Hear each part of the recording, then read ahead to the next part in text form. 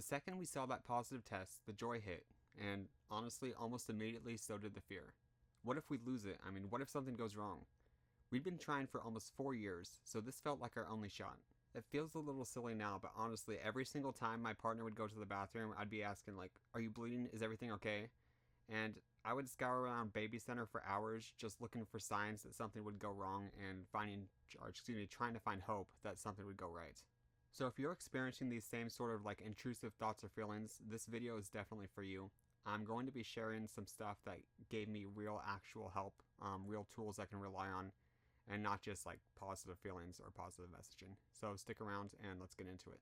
Now, very quickly, I want to say nothing's medical advice. I'm not a doctor, just somebody like you who was so anxious in the beginning of this pregnancy that it honestly made it hard to get through the day. So the first thing I'd like to share with you is this website called Miscarriage Odds Reassurer. Basically, it's pretty simple. You type in some information about your pregnancy, how far along you are. There's like a BMI calculator because that can affect things. You type all this information in, and it gives you like a straight up, this is your chance of miscarrying thing. And you'll probably see that it's already probably pretty low. It shows you other stats as well, like how much lower your chances of miscarrying have become since you actually became pregnant, or like how many more times likely you are to have a baby than end with a miscarriage. I just found it really reassuring to see things like you are 12 times more likely to have a baby than end in a miscarriage, and then have it increased to 15 times and 20 times and 40 times, and like just having a visual tool to show me that really helped me quite a lot. Now, I do want to say that this tool only goes up to 20 weeks, and the reason for that is because after 20 weeks, it's technically not a miscarriage anymore, it's considered a stillbirth. But beyond 20 weeks, the chance of stillbirth or losing your baby is very, very low, especially if you haven't had any tests that would show any issues, which you would have normally already done at that point. Now, the second thing that really helped this anxiety is getting more ultrasounds. A lot of people really feel guilty or like they're being a pest, asking their OBGYN for an extra ultrasound, even just for peace of mind. And I really encourage you to be willing to stick up for yourself and ask for these when you feel like you really need them. If you only just found out you're pregnant and you're already super worried about losing it, trust me, this was literally us. There are private clinics available. A lot of these are put on by like religious organizations and stuff like that, but they do genuinely let you get your scans done super early. We had one done at 6 weeks after a short bleeding scare. We're also really concerned about ectopic pregnancy. Honestly, we were scared about everything. I mean, it took us almost 4 years to conceive, so if this didn't work, we thought, okay, this could be our only shot that we have. So we did end up going to one of these clinics, and that's actually when we discovered that we were having twins. Once you have had your first appointment with your OBGYN, usually you can request additional scans, even just for peace of mind, and this typically, you'll have your first meeting with them. It depends on the clinic, but 8 to 10 weeks I hear is super common. And definitely don't be afraid to take advantage of that. You should not be sitting around in anxiety because you're worried about your baby. That's not good for you. It's not good for the baby. And that's why the offices are there. They're there for you to use them. Of course, and again, I'm not a doctor, but I'm told that if you're having miscarriage symptoms like cramping or bleeding, that you should just go to the emergency room and they can definitely look at things there. Point 3. Please avoid reading horror stories. Now, for me personally, when I care about something, I get pretty obsessive about it. And this definitely showed here. I honestly, if I remember, I literally spend like hours reading through posts about every single person on Reddit or Baby Center that had a miscarriage. And then to make things worse, I'd look for people who were having any symptoms that my wife was having, which could be a lot of things during early pregnancy that are completely normal. I look up their symptoms and then like go to their profile to see if they ended up having their baby or if they ended up miscarrying. And this was not good for my mental health. Please, guys, do not do this. It helped nothing. I mean, I'd get into sorts of all these weird headspaces where I'd like see a miscarriage from somebody that was like farther along than my wife was, and I'd see that they miscarried. So it's like, okay, I cannot feel safe right now because this person was at 12 weeks and they miscarried, but we're at week 11. Like, it's not helpful at all. I do think it's really important to keep in mind, especially when reading posts from people online, that people only really post when something bad or super emotional is going on. Like everybody else, which is by far the vast majority of people, they're just out there living their lives. Like they aren't sitting on message boards sharing everything that's happened to them. So like it gives us this kind of like skewed perspective or this warped reality on how common miscarriage is. Like, if you go on forums, you'll think it's just happening to everyone all the time, when really, chances are, most people's pregnancies turn out completely fine. So yeah, just because someone sounds like they're in a situation similar to yours and something bad is happening to them, it's their unique situation. Like, it doesn't mean it's going to happen to you. It just doesn't. Now, a bit later on, you have another option, which is great because you can use it all the time, and that's a fetal Doppler. Fetal Doppler basically just lets you listen in and find their heartbeat, which is really reassuring and magical to hear, I must admit. And if you can't find the heartbeat, you'll probably be able to at least find the placenta, and that at least shows you that, things are still going okay in there. I have seen ads from Doppler companies saying you can find it as early as like 10 weeks, but 12 weeks, even 13 or 14 weeks is a lot more reliable in terms of actually finding their heartbeat. Now, we use one, I believe it's called the Sonoline B, and actually, let me find it so I can show it to you. Love, do you know where the Doppler is? Okay, I guess she actually fell asleep using it last night. We haven't really used it that much since we can feel the baby's kick now, but it's still kind of nice to hear their heartbeat sometimes. So this is what it looks like.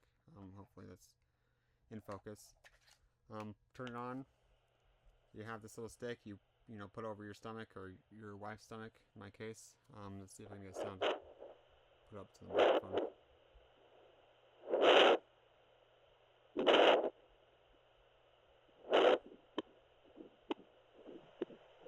Okay, so there we go. Now I can hear it working. And yeah, believe it or not, your baby heartbeat very tiny, but you should still be able to find it with the Doppler, which is really neat. Turn that off. This one we got, it's about $60 new, but you can find them for like $40 on eBay, barely used. A lot of people really only use them between the time when the heartbeat can be detected and when they can feel the baby kick. So this one actually came with the original batteries it shipped with, and they were still on like the highest level. So it's probably only used like less than an hour, I'd say. So yeah, definitely something you can pick up used and save a little bit of money on.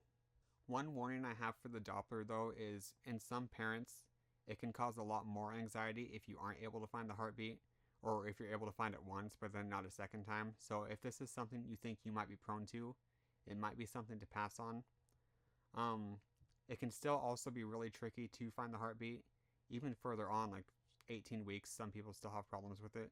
And this is completely normal. It doesn't mean anything's wrong with your baby or their heartbeat's weak or anything like that. It definitely just takes some practice, and this is something you can ask your OBGYN to help you with if you are having trouble finding it. So yeah, worth considering if you think it might be something helpful for you. Now I'm going to share another thing, and I really don't want this to be construed the wrong way. Of course, we want this specific baby. You want this specific baby that you have. You want everything to work out with this pregnancy. But I do want to remind you that if you were able to get pregnant once, it does mean that you're probably more likely to get pregnant a second time if something were to happen. Most people that do miscarry once go on to have completely normal pregnancies after. I'm sure you've probably already read that if you're on this video. But it is, worth repeating. It did take us nearly 4 years to conceive, so that we were really worried about losing this pregnancy. And knowing that probably wouldn't take us 4 years a second time if we were to try again, that was helpful for me and for us. I do have a video I'll link to that shows the changes we did make that helped us. We actually conceived 2 months after starting to make these changes. After trying for 4 years. Could have just been luck, but I do think it's awfully coincidental that we were able to conceive so quickly. So do check that out if you do want to conceive again. Hopefully after this baby's born completely healthy, you want to conceive a second time. But yeah. Again, I know it can feel really hurtful when people just tell you, oh, you can just try again. Oh, you conceived so quickly, if, that happened in your case. Things like that. It doesn't make it any easier to lose your baby now. So I definitely don't want to make you feel that at all. I'm just saying that if you were able to conceive, you're probably more likely to be able to conceive again. So maybe that will help you, or maybe not. Wanted to share it anyway. And finally, I want to remind you that in a way, this anxiety you're feeling is training for what's to come. I mean, you are a parent now. This is the first part of parenthood, and I'm told that Once you become a parent, the anxiety never fully goes away. You are always worried about something. You know, if this miscarriage period passes and everything's fine, then you'll worry about stillbirth. And then after they're here, you'll worry about SIDS. And then after, you know, they pass the infant stage, you're worried about rambunctious toddlers that end up hurting themselves. And then when they're teenagers, you'll worry about them breaking their, you know, getting their heart broken. I mean, it's always going to be something. This is what happens when you love something and care about something so greatly. Like, you are always going to be worried about losing it. And I don't think that's going to change, you know, no matter what stage of life you're at. And so in a way, this is just training for what's to come, and this anxiety that you're feeling is honestly completely natural. This anxiety that you're feeling is just a sign that you care, that you're already a parent and you already have so much love for this baby that you just don't want anything to happen to them. And I think that's something to feel positive about rather than something to feel bad about. Of course, we don't want you to suffer, so if you are really struggling, it's definitely worth talking to a doctor about mental health resources available to you, potentially talk therapy or things like that. There are groups, both online and in person, that cater specifically to people who are pregnant or partners of people who are pregnant, dads too. So definitely don't be afraid to reach out and get some help if you need it. So yeah, I waited to make this video until we were past the miscarriage stage ourselves. Our twins are 28 weeks now. They're doing absolutely fabulous.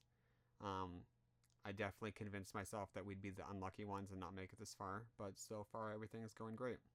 And I really hope that that's going to be the same for you as well.